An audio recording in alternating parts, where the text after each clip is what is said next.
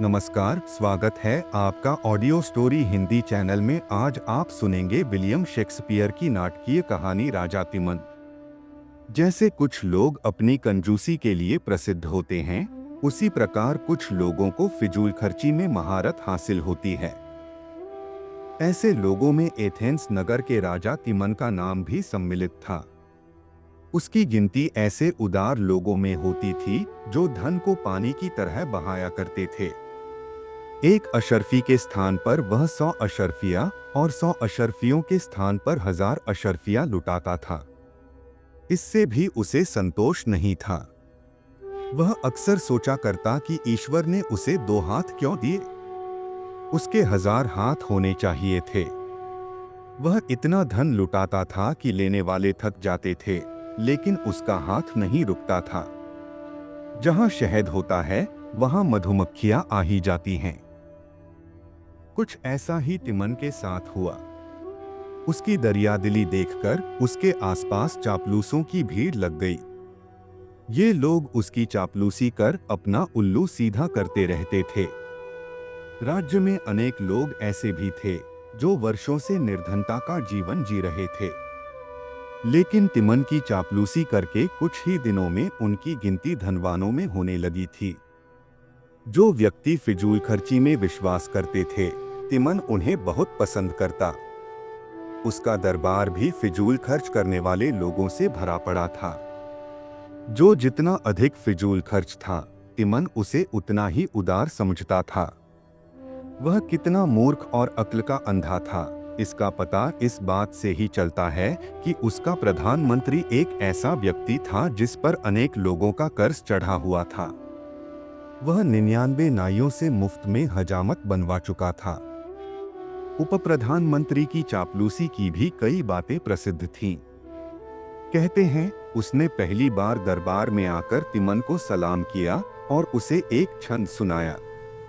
इसमें उसने तिमन की दयालुता, दानवीरता और दरियादिली की भरपूर प्रशंसा की थी।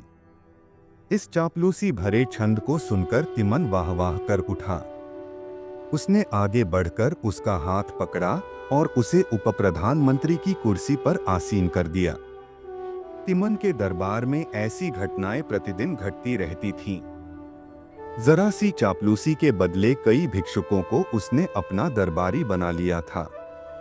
एक बार की बात है, तिमन दरबार में बैठा था कि तभी वहां एक युवक आया और फरियाद करते हुए बोला, महाराज की जय हो। महाराज, मेरा नाम कड़का है। मैं एक सेठ की बेटी से प्रेम करता हूँ और उससे विवाह करना चाहता हूँ। उसकी शर्त है कि वह अपनी बेटी का विवाह उसके साथ करेगा जो उससे अधिक धनवान होगा, जिसके पास सुख के सभी साधन होंगे। किंतु महाराज, मेरी आर्थिक स्थिति इतनी दयनीय है कि शर्त पूरी करने की बात तो दूर, मैं अपना भरण पोषण भी ठीक से नहीं कर सकता। अब आप ही मेरी सहायता कीजिए। मैं बड़ी उम्मीद लेकर आपके पास आया हूँ। तिमन प्रसन्न होकर बोला, वाह नौजवान, क्या दिल पाया है तुमने। तुम्हारे साहस की मैं दिल से प्रशंसा करता हूँ। तुम्हारे लिए मैं अपना सारा खजाना और राज्य लुटाने को तैयार हूँ। जाओ, तुम्हें जितना धन चाहिए खजांची से ले लो और धूमधाम से विवाह करो। तुम्हारे विवाह में किसी प्रकार की कोई अड़चन नहीं आएगी। विवाह के बाद तुम मेरे पास अवश्य आना। मुझे तुम जैसे साहसी और उदार लोगों की बहुत आवश्यकता है। आज्ञा पाते ही युवक उसी समय खजांची के पास गया और भरपूर धन लेकर चला गया। यह अकेली ऐसी घटना नहीं थी। ऐसे हथकंडे अपनाकर न जाने अब तक कितने फकीर और निर्धन मालामाल हो चुके थे। स्थिति यह थी कि खजाना दिन प्रतिदिन तेजी से खाली होता जा रहा था। एक बार दूसरे देश का एक व्यापारी दरबार में उपस्थित हुआ। उसने तिमन को एक घोड़ा भेंट किया। चूंकि तिमन राजा था, इसलिए वह भी उस व्यापारी को उपहार स्वरूप कुछ देना चाहता था। उसने खजांची को 50,000 रुपए लाने की आज्ञा दी। खजांची हाथ जोड़कर बोला, महाराज, निरंतर लोगों को दान देने के कारण राजकोष पूरी तरह से खाली हो चुका है। 50,000 तो क्या, इन्हें देने के लिए इस समय उसमें 1 रुपया भी नहीं है। क्या बकते हो? राजकोष खाली कैसे हो गया? इस व्यापारी को भेंट में अब हम क्या देंगे? तिमन ने चौंकते हुए कहा। वह कुछ देर तक माथे पर हाथ रखकर सोचता रहा। फिर उसके होठों पर मुस्कान उभर आई। वह अभिमान से भरकर बोला, ठीक है, तुम इसी समय शाही संपत्ति का कुछ अंश बेच दो। उससे जो धन प्राप्त हो उसे इस व्यापारी को हमारी ओर से पुरस्कार स्वरूप प्रदान किया जाए। खजांची हाथ जोड़कर नम्रतापूर्वक बोला, क्षमा करें महाराज, शाही संपत्ति का अधिकांश भाग पहले ही जरूरतमंदों और याचकों में दान स्वरूप बांटा जा चुका है। अब शाही संपत्ति का इतना भी टुकड़ा नहीं बचा कि उसे बेचकर व्यापारी को 50 रुपए भी दिए जा सके। नहीं, क्या शाही संपत्ति का इतना भाग बेचा जा चुका है? तिमन पुनः चौंकते हुए बोला। तिमन धर्म संकट में फंस गया। वह व्यापारी को 50,000 रुपए देने की घोषणा कर चुका था। इसलिए बहुत सोच विचार के बाद उसने खजांची से कहा, जाओ, नगर के किसी भी धनी से 50,000 रुपए का ऋण लेकर इस व्यापारी को मेरी ओर से दे दो। मेरा नाम सुनकर कोई भी धन देने से इनकार नहीं करेगा। खजांची सर्वप्रथम नगर के प्रसिद्ध अमीर के पास गया। उसका नाम लूशियस था। खजांची ने उसे सारी बात बताकर ऋण देने के लिए कहा। लूशियस होठों पर कुटिल मुस्कुराहट लाते हुए बोला, यह मेरा सौभाग्य है कि महाराज ने मुझे इस तुच्छ सेवा के लिए चुना। उनका कार्य करके मुझे अपार प्रसन्नता होती, परंतु आपने आने में देर कर दी। आज ही मैंने अपना सारा धन व्यापार में लगा दिया है। इस समय देने के लिए मेरे पास कुछ भी नहीं है। मैं उनके उपकारों के बोझ तले दबा हुआ हूँ, लेकिन चाहकर भी उनके लिए कुछ नहीं कर सकता। आप उनसे मेरी ओर से क्षमा मांग लेना और कहना कि जैसे ही मेरे पास धन आएगा मैं उसे लेकर स्वयं उनकी सेवा में उपस्थित हो जाऊंगा। लूशियस ने बहाना बनाकर खजांची को विदा कर दिया। खजांची एक दूसरे सेठ के पास गया। यह सेठ पहले बहुत निर्धन था। तिमन की चापलूसी करके आज वह नगर का धनी बना हुआ था। ऋण देने की बात सुनते ही मानो उसे सांप सूंघ गया। वह खजांची से बोला, मित्र, मेरे पास भला इतना धन कहाँ है? मैं आपकी कोई सहायता नहीं कर सकता। आप राजा साहब से कह देना कि मैं घर नहीं था। आपकी बड़ी कृपा होगी। इस प्रकार एक एक कर खजांची नगर के सभी अमीरों के पास गया और उनसे सहायता की प्रार्थना की। लेकिन कल तक जो तिमन की जी हुजूरी किया करते थे, आज उन्होंने उसकी ओर से मुंह फेर लिया था। अंत में थक हार कर खजांची दरबार में लौट आया। सेवक, तुम ऋण ले आए? मेरे किस प्रिय ने धन दिया है? तिमन ने प्रश्न किया। खजांची थके स्वर में बोला, महाराज, सर्प केवल डस सकते हैं, उनसे मित्रता या उदारता की उम्मीद करना मूर्खता है। मैंने नगर के प्रत्येक धनी का द्वार खटखटाया, लेकिन कोई भी सहायता के लिए तैयार नहीं हुआ। सभी के पास कोई न कोई बहाना तैयार था। ऋण का नाम सुनते ही सभी ने मुंह मोड़ लिया। क्या कह रहे हो तुम? होश में तो हो? किसी ने भी तुम्हें ऋण नहीं दिया। सबने आंखें फेर ली। तिमन आश्चर्य से बोला, जी महाराज, सब भाग्य का खेल है। खजांची ने सिर झुकाकर उत्तर दिया। तिमन के पैरों तले मानो जमीन खिसक गई हो। क्रोध की अधिकता से उसकी आंखों में खून उतर आया। वह हाथों में तलवार लेकर एक एक का सिर काट डालना चाहता था। उसका दिल बार बार चीख रहा था, मेरे टुकड़ों पर पलने वाले लालची कुत्तों, क्या मेरे उपकारों का यही बदला है? क्या इसी दिन के लिए तुम मेरी चापलूसी, मेरी खुशामद किया करते थे? क्या मेरे लिए कहे जाने वाले तुम्हारे प्रशंसायुक्त शब्द मात्र धन हथियाने के साधन थे? मैंने अपना सारा धन तुम पर न्योछावर कर दिया, किंतु तुम ऐसे दगाबाज निकले कि मुझसे ही आंखें चुराने लगे। मैं तुम्हें इसकी सजा अवश्य दूंगा। तुम्हें इतनी आसानी से क्षमा नहीं करूंगा। यह सोचकर तिमन सिंहासन से उठा और अपने कक्ष में चला गया। 2 दिन बाद नगर में उत्सव का सा वातावरण था। नगर के सभी धनवान बड़े उत्साहित थे। प्रसन्नता उनके चेहरों से टपक रही थी।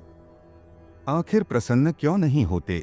महाराज ने उन्हें दावत पर जो आमंत्रित किया था, इसकी घोषणा एक दिन पहले ही हो चुकी थी। इस आमंत्रण से चापलूसों की बाँछें खिली हुई थीं। चापलूसी करके तिमन से धन प्राप्त करने का उन्हें एक और सुनहरा अवसर मिल रहा था। वे बेसब्री से दावत के दिन की प्रतीक्षा कर रहे थे। इस दावत में नगर के धनिकों के साथ साथ तिमन के मित्र और पुराने दरबारी भी आमंत्रित थे। इनमें वे लोग भी सम्मिलित थे जिन्होंने तिमन को ऋण देने से इनकार कर दिया था। निश्चित समय पर अतिथि एक एक कर अतिथिशाला में एकत्र होने लगे।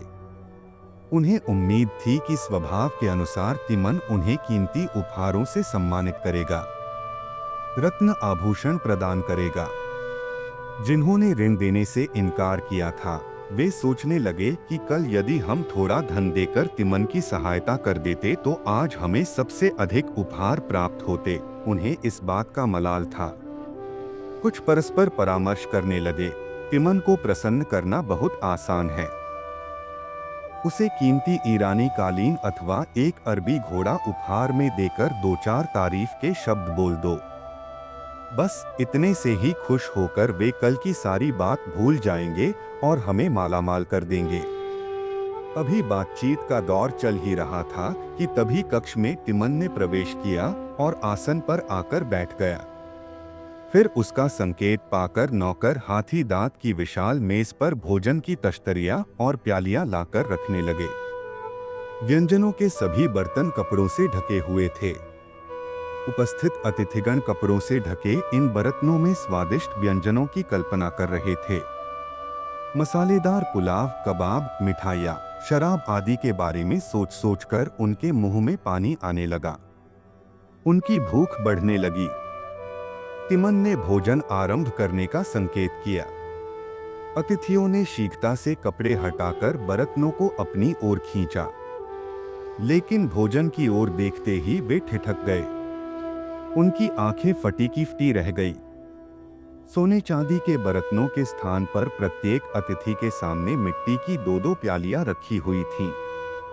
उनमें से एक प्याली में हड्डी और दूसरी प्याली में थोड़ा सा पानी था। सभी अचंभे से तिमन की ओर देखने लगे। तिमन अपने आसन से उठा और चिंघाड़ते हुए बोला, तुम सब रुक क्यों गए? भोजन क्यों नहीं करते? जब मेरे पास खिलाने के लिए स्वादिष्ट भोजन था तब तुमने पेट भरकर खाया, लेकिन आज जब मेरे पास केवल ये हड्डियां और पानी है तो इन्हें खाने से पीछे क्यों हट रहे हो? खाओ इन्हें और अपनी भूख शांत करो। आज तक तिमन का यह रौद्र रूप किसी ने नहीं देखा था। वे समझ गए कि यह उनकी कृतघ्नता का असर है। उन्होंने नजरें नीची कर ली और जहां अवसर मिला उठकर भाग गए। यह तिमन की अंतिम दावत थी। इस घटना ने तिमन को गहरे शोक, निराशा और हताशा के गर्त में डुबो दिया। हर व्यक्ति उसे स्वार्थी नजर आने लगा। उसे सबसे घृणा हो गई। अंतत उसने इस बनावटी और स्वार्थी दुनिया को त्यागने का निश्चय कर लिया। एथेंस में एक भी पल रुकना उसके लिए असहनीय हो गया। वह जल्दी से जल्दी वहां से दूर चला जाना चाहता था। उसे एथेंस से इतनी घृणा हो गई थी कि नगर से बाहर निकलते ही उसने शरीर से सारे वस्त्र उतार फेंके और नगर की प्राचीरों को संबोधित करते हुए बोला, हे प्राचीरों, इन स्वार्थी कुत्तों की रक्षा करने की अपेक्षा तुम ध्वस्त हो जाओ।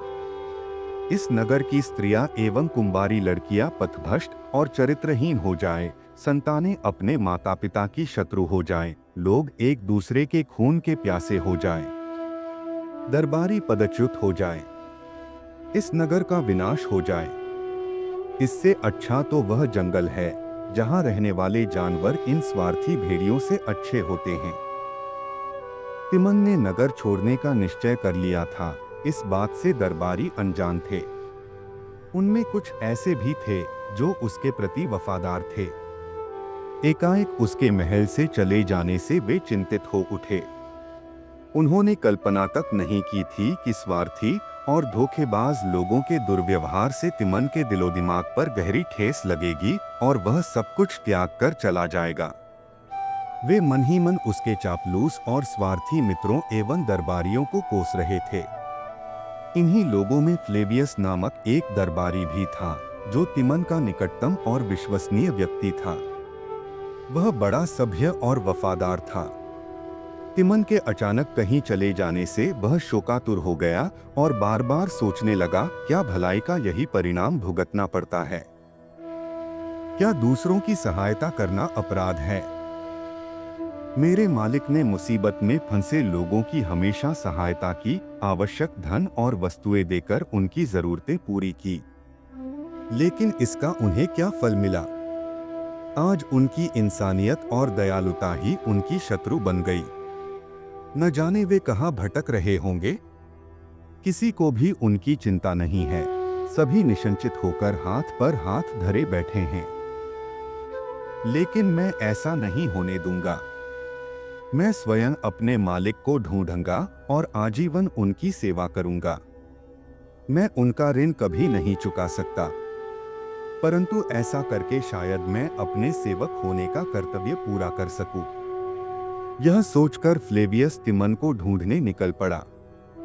इधर भटकते भटकते तिमन समुद्र के किनारे जा पहुंचा। वहां के शांत और सुंदर वातावरण ने उसे मोहित कर लिया। वह वहीं कुटिया बनाकर रहने लगा। भोजन के लिए वह जंगल की जमीन खोदता और कंदमूल खाकर पेट भर लेता था। इसके अतिरिक्त अपने दरबारियों, मित्रों और नगर के सेठों को कोसना उसका मुख्य कार्य था। उसे सबसे घृणा हो गई थी। वह उनके विनाश के लिए लगातार भगवान से प्रार्थना करता था। उसके जीवित रहने का एकमात्र उद्देश्य था एथेंस का विनाश। मरने से पूर्व वह उसका विनाश देख लेना चाहता था। एक बार भोजन की तलाश में वह जमीन खोद रहा था कि सहसा उसे स्वर्ण के कुछ टुकड़े मिले। उसे देखते ही तिमन के चेहरे पर दर्द उमड़ आया। इसी स्वर्ण के लिए उसे उसके साथियों और दरबारियों ने उसे धोखा दिया था, उसके साथ विश्वासघात किया था। इसी स्वर्ण ने लोगों के बीच उसे उपहास का पात्र बनाया था। उसका मन घृणा से भर उठा। अब उसके लिए उनका कोई मोल नहीं था। स्वार्थी मित्रों और चापलूस दरबारियों को याद रखने के लिए उसने कुछ स्वर्ण अपने पास रखा और शेष पुनः जमीन में दबा दिया। एक दिन तिमन को ढोलनगाड़ों की आवाज सुनाई दी। आवाज की दिशा में देखने पर उसे एक घुड़सवार सैनिक आता दिखाई दिया। उसके साथ 2 सुंदर स्त्रियां और कुछ सैनिक थे। यह सवार उसका मित्र कैप्टन एल्सिविडस था, जिसे किसी बात से नाराज होकर तिमन ने ही एथेंस से बाहर निकाल दिया था। तिमन एक आदिवासी की तरह दिखाई दे रहा था, इसलिए एल्सिविडस उसे पहचान नहीं सका। साथ ही उसने कभी कल्पना भी नहीं की थी कि तिमन उसे ऐसी स्थिति में मिल सकता है। उसने तिमन का परिचय पूछा। तिमन कठोर स्वर में बोला, मैं भी तुम्हारी तरह एक दुष्ट हूं। चले जाओ यहां से। मैं किसी भी इंसान की सूरत नहीं देखना चाहता। आवाज सुनते ही एल्सिविडस तिमन को पहचान गया।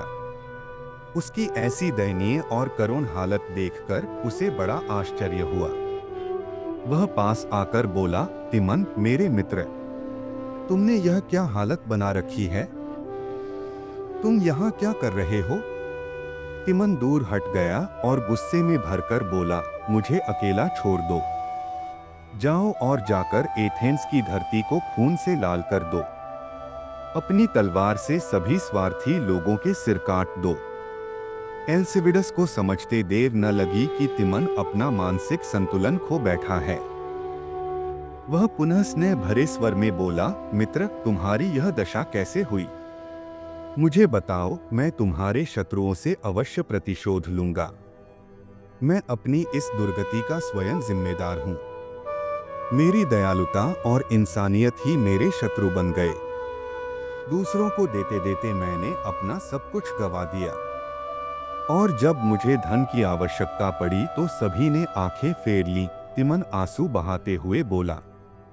उसकी दयनीय हालत देखकर एल्सिविडस का मन भर आया।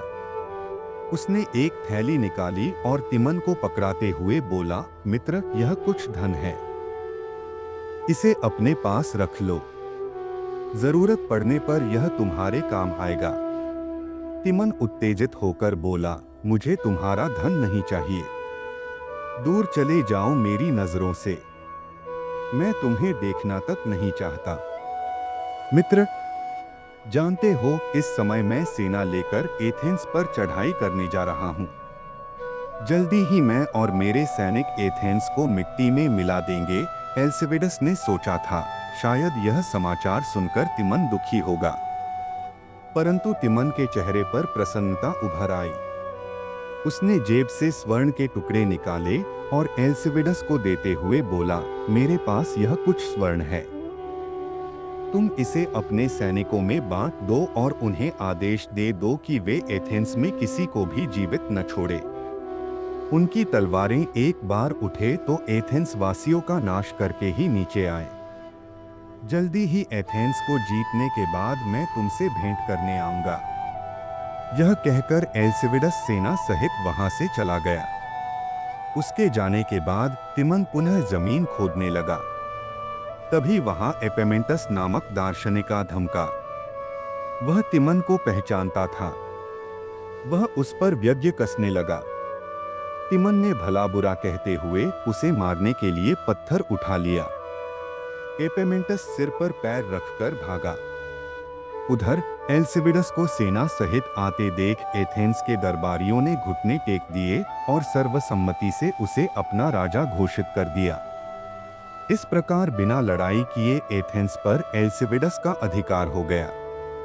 इसके बाद उसने एक सेवक को तिमन का पता लगाने के लिए भेजा। सेवक ने कुटिया और उसके आसपास का सारा क्षेत्र छान मारा, परंतु तिमन कहीं भी न मिला। अंततः उसकी दृष्टि एक कब्र पर पड़ी। कब्र के ऊपर कुछ लिखा हुआ था। सेवक पढ़ना लिखना नहीं जानता था, इसलिए उसने मोम द्वारा उस लेख की छाप उतार ली और वापस लौटकर एल्सिविडस को छाप सौंप दी। एल्सिविडस उसे पढ़ने लगा। उस पर लिखा था, इस स्थान पर एक अभागे और घृणित व्यक्ति को दफनाया गया है, जिसका नाम तिमन था। उसने जीवन भर मनुष्य और मनुष्य के नाम से घृणा की। जो भी व्यक्ति स्वार्थी, नीच और बेईमान है, महामारी उसका अंत कर दे। यहाँ से निकलने वालों, अब तुम मुझे दुत्कारो, परंतु यहाँ रुकने की मत सोचना। आप सुन रहे थे विलियम शेक्सपियर की कहानी राजा तिमन।